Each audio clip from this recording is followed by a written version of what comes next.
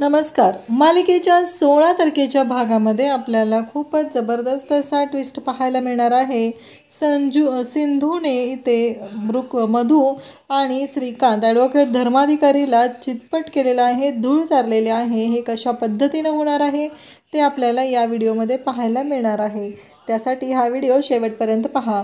तर इकडे धर्माधिकारी वकील राघवला शोधण्यासाठी सर्वांना घेऊन सिंधूच्या घरी पोहोचलेला असतो आणि तो म्हणतो की या घराची झडती घ्या, कारण राघव रत्नपारखी इथेच आहे.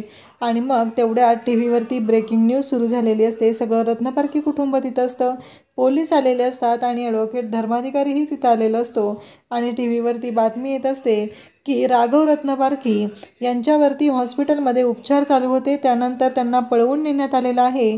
आणि ज्या गाडीने राघव रत्नपारखी यांना पळवून नेण्यात येत होतं त्या गाडीचा भीषण असा अपघात झालेला आहे आणि सगळ्यांनाच खूप मोठा धक्का बसलेला आहे. सगळेजण पाहत आहेत की हे अचानक काय घडलेलं आहे, अचानक असं काय होऊ शकलं की राघवचा अपघात कसं काय झालेला आहे, हा प्रश्न सर्वांना पडलेला आहे. आणि तीच न्यूज इकडे मधूही पाहत असते आणि मधू विचार करू लागते की अचानक असं काय घडलं, कारण राघवचा अचानक अपघात कसं काय होऊ शकतो हा प्रश्न पडलेला आहे. आणि मग मधू इकडे म्हणत असते की सिंधू सोडणार नाही तुला, असं मधू म्हणत असते.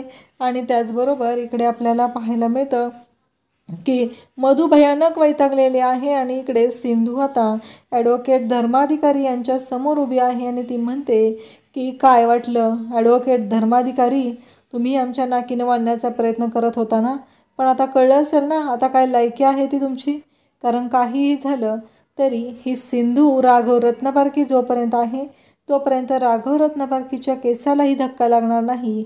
आणि या सिंधूने ॲडव्होकेट धर्माधिकारीची तर पुरती वाटच लावलेली आहे, कारण राघवला ज्या गाडीने पळवून नेत होते त्या गाडीचा भीषण अपघात झालेला आहे हे सर्वांना सांगितलेलं आहे.